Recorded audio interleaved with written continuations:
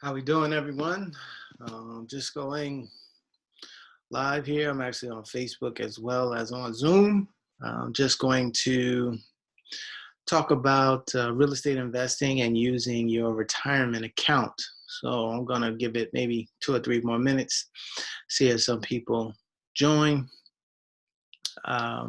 Again, a lot of people may or may not be aware of how you can use your retirement account that you currently have, or maybe you had at one time with an employer, to use it to invest into things that you may have interest in, may have some knowledge on, or may want to invest in as opposed to traditional stocks, bonds, and mutual funds, the paper assets that the custodians of your account or the company that deals with your account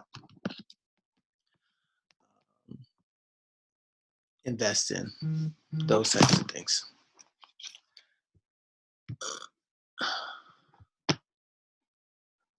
So,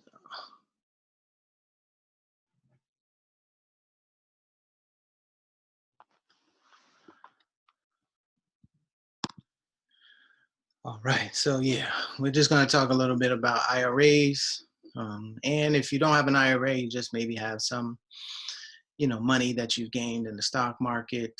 Stock market has been doing well recently, and you just may want to, invest in real estate and have some other opportunities. So we're gonna, touch a little bit about how to use your IRA, and what types of things that you can possibly invest in where you have more control. So maybe if this is not for you, you could share it with someone who may have an account, an IRA account, uh, or who may have some money that they are looking to invest.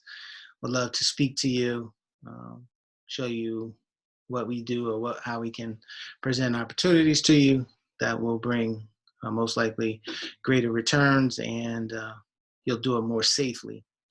I think we're moving into a time where we need to own more hard assets, land, real estate, traditional real estate, houses and things of that nature, gold, silver, more tangible assets. I think we're going into that time, and some people, should look to diversify their portfolio from the stock market into some other things. So, with that being said, I'm going to go ahead and share my screen and go through the presentation.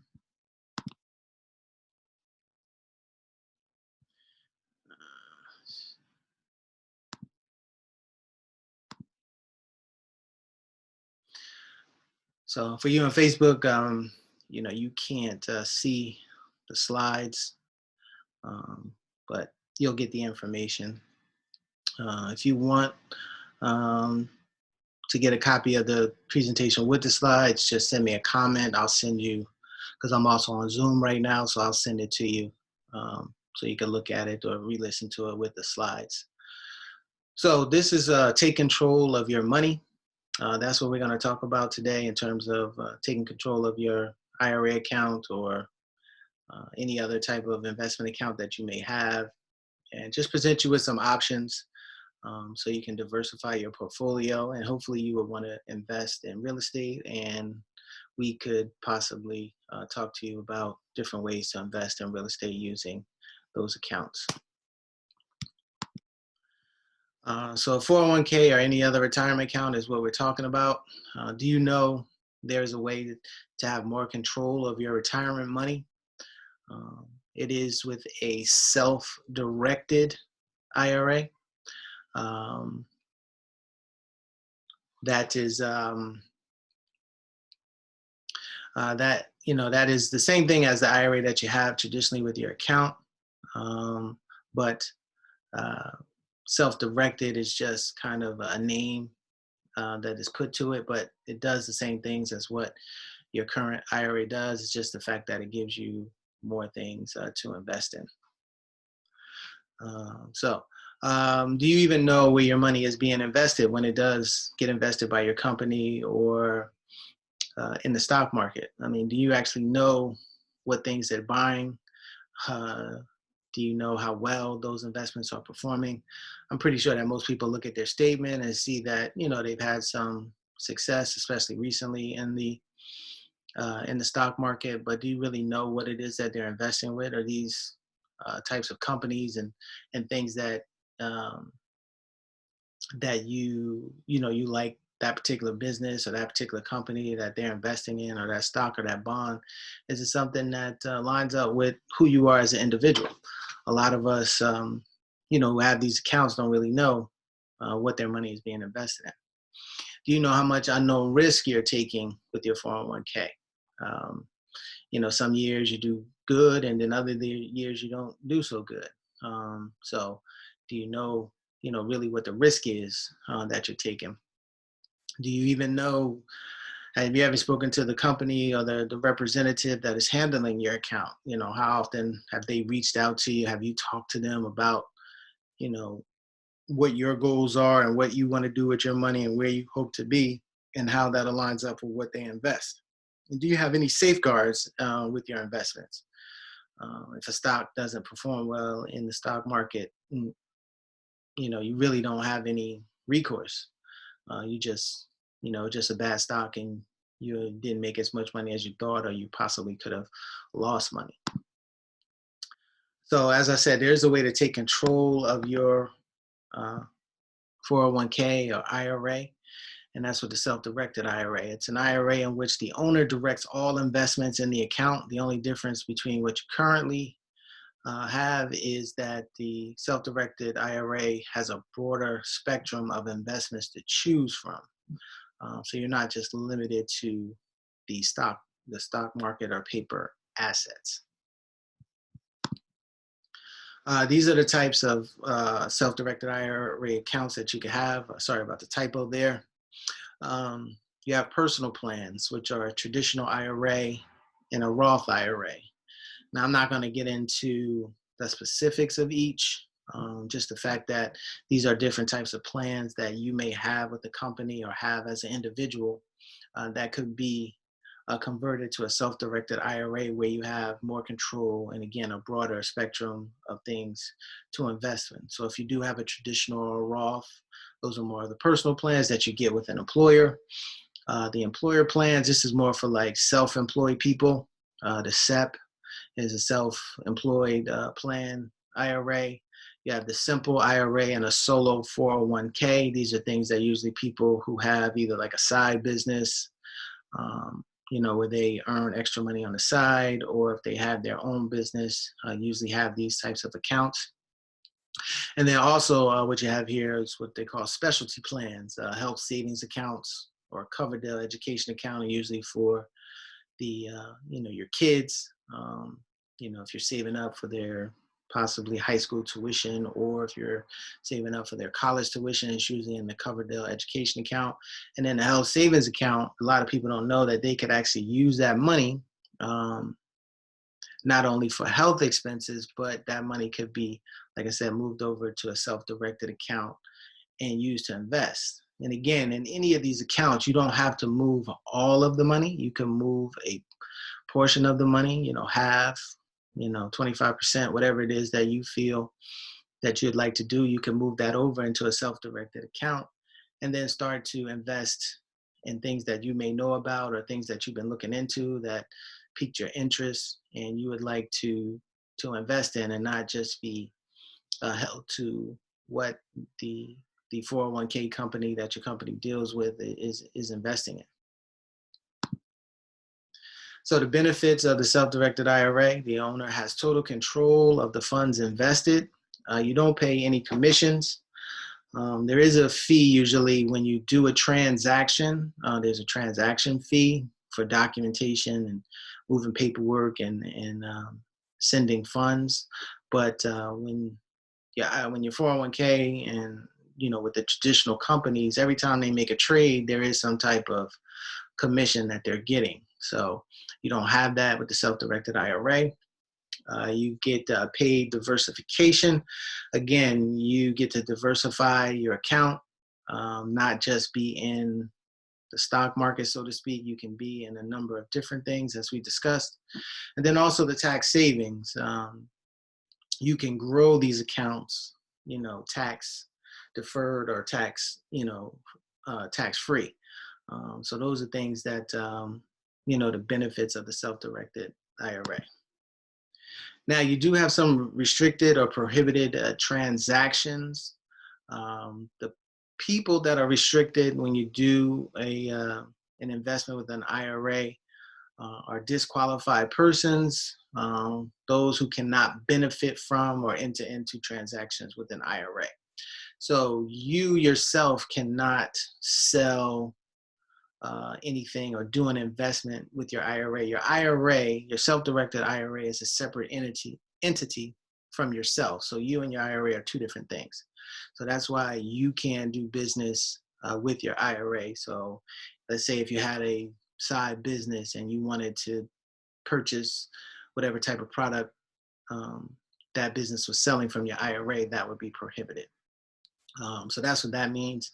If you're married, your spouse's parents, your children or their spouse, and then again, lineal descendants pretty much are like your aunts, uncles, grandparents, grandchildren. That's pretty much the people in your lineal descendant line are disqualified from directly benefiting from a transaction with your IRA. And then also you can't do any types of IRA deals with businesses that are owned by any of those people that we mentioned, that own a business, manage or receive compensation or employed by. So basically they want it to be more of what they call an arm's length transaction, that you're doing, that the benefit is coming from someone that's not in your family. Not to say that you can't do investments. You can't partner with your spouse, with your children, with your grandparent, with their IRA. The two IRAs can partner with each other to do investments. So that is a distinct difference, but you just can't, the person can't have a benefit from an IRA investment directly. And again, we talked about disqualified people. These people cannot buy, sell, trade, loan, or extend services with the IRA or receive a benefit directly or indirectly. So again, that kind of, like I said before, distinguishes a person from the actual IRA account. So the person is disqualified from buying, trading, loaning, or extending services with their own IRA. And then there's investments that are also restricted as well. You have life insurance contracts. You cannot do investments within the life insurance contract. And then also collectibles, artwork, rugs, antiques, metals, gems, and alcoholic beverages. These are things that cannot be purchased inside of a self-directed IRA. So what can you invest in?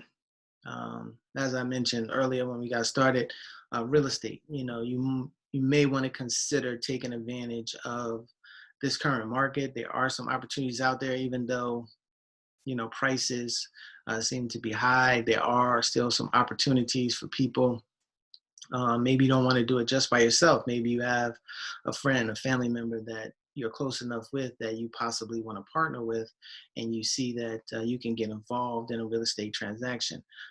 You have single family homes, foreclosures, commercial properties, condominiums, you have options, unimproved land, and tax liens. These are all things that you can invest in, and you would have more control over the investment. And also, we know that real estate is a tangible asset. So, if anything, God forbid, if something goes wrong in your investment, you usually have the property itself that you can take back to remedy, from any losses.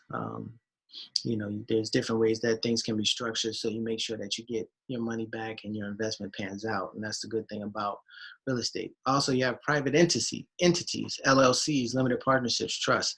Some people may know people who have businesses. during this particular time. A lot of businesses are starting to possibly close their doors or on the brink of closing, and maybe you can get involved with your IRA to assist that business. Maybe it's a business that you believe in, that you have some expertise in, and you could possibly get it back on its feet, get it up and running, and then obviously reap the benefits from uh, lending your money or investing in that particular business. And then also here, promissory notes. A lot of people don't really know about promissory notes, and that's kind of where I would suggest people really look into at this time, um, and also in the future because of what is most likely to come. Promissory notes, secured loans, unsecured loans, mortgages, convertible notes, shared appreciation, net profit notes. Secured loans are, mean that there's usually something that's backing it, like a car, a house. Unsecured loans are more like credit cards, things of that nature. You have mortgages, convertible notes. You can invest your money in a note, which essentially makes you the bank. So without all the headaches of landlording and tenants and toilets and things of that nature, you could be like the bank. If you're a homeowner or know someone that owns a home or just familiar with the homeowner process, if your toilet breaks down, if you have a broken window, if the roof has a leak, you don't call your mortgage company. You have to fix it yourself, but you still need to make that payment to the mortgage company. And that's where I can see a lot of people really get involved. You can do this across the country. You can do it in all types of price ranges. So if someone, doesn't have, maybe six figures or more in their account, they feel like, oh, I can't necessarily get involved in real estate. This is a way that you can use maybe some smaller balance IRAs to get into the real estate game, and again see some higher returns, and again you have some safeguards on your investment. If anything goes wrong with the promissory note, as long as it's secured or it's a mortgage, or something like that, you can always take back the asset to recoup your investment. So these are some things that people may or may not know, and this is really what I want to bring to people, is that how they can leverage these accounts to do some other things. Because I do feel that in the near future, maybe within the next year or so, the stock market is going to change. There's a lot of indications by macro economists and different economists about what's going on. It's been propped up and been exploding for so long that chances are that there's going to be a resetting or some type of shift in the market. So if you have made some gains, which is great, you just may want to look to diversify those investments into something else. Again, you don't have to take all the money out, but maybe there's a portion that you take out and you use to look to invest in one of these three areas. And you can do it by taking that money and putting it into a self-directed IRA and investing it. So that's the end of my presentation for right now. Again, this was just to give you a little bit of information, pique your interest, into this topic. If you are aware, if you aren't aware of some of the things that you can do, some of the options that you do have. And again, you can take a number of accounts and transfer them into a self-directed IRA. That's probably one of the biggest points I want people to take away. And then the second biggest point is that you have the ability to invest in a broader spectrum of investments. So, if you'd like to know more, I can be reached at 973-475-8488. My website is www.abundantcapitalgroup.com. And you can email me at acg@abundantcapitalgroup.com. Reach out to me if you want if you have some questions, maybe you watch this at another time and you have some questions, or you'd like some more information, um, please reach out to me. I will be here over the next few Saturdays, presenting this information. If you want to join in on the live, if you have time on a Saturday and maybe ask your question then, please, by all means, I'll be here, through the end of this year. Just trying to spread this word and to get people lined up for, going into 2021, if not sooner, if you want to start to invest. But I really think that people really should look into this, and especially if you do have some money. And again, it doesn't have to be a tremendous amount of money. Don't think that you need to have six figures in the account. Whatever you do have, um, it can be leveraged to help it grow faster and to grow more securely through self-directed. And I'd like to be the person that will help you with that. Make those decisions, bring those opportunities to you. And if you're worried about fees and all that other stuff, I can talk to you about how it is that we make money on this side, but it's not where we're charging you a bunch of fees and all that stuff. But obviously, helping you with these investments, we, would like to make some money to do that. So, like I said, if you want to know more information, you have some questions in regards to this, please, reach out to me. Contact number again is 973-475-8488. At www.abundantcapitalgroup.com, and the email is acg@abundantcapitalgroup.com. Check out the website if you like, and just reach out. And I hope that somebody will reach out and take advantage of this opportunity. So with that being said, I'm going to sign off. And like I said, please share this with people that you know. And again, we're going to be on Saturdays around 11 a.m. until the end of the year, taking questions in regards to this and presenting this information for those who weren't able to attend this session. So thank you for your time. I appreciate everybody. Have a safe and happy weekend, and we'll see you again next week.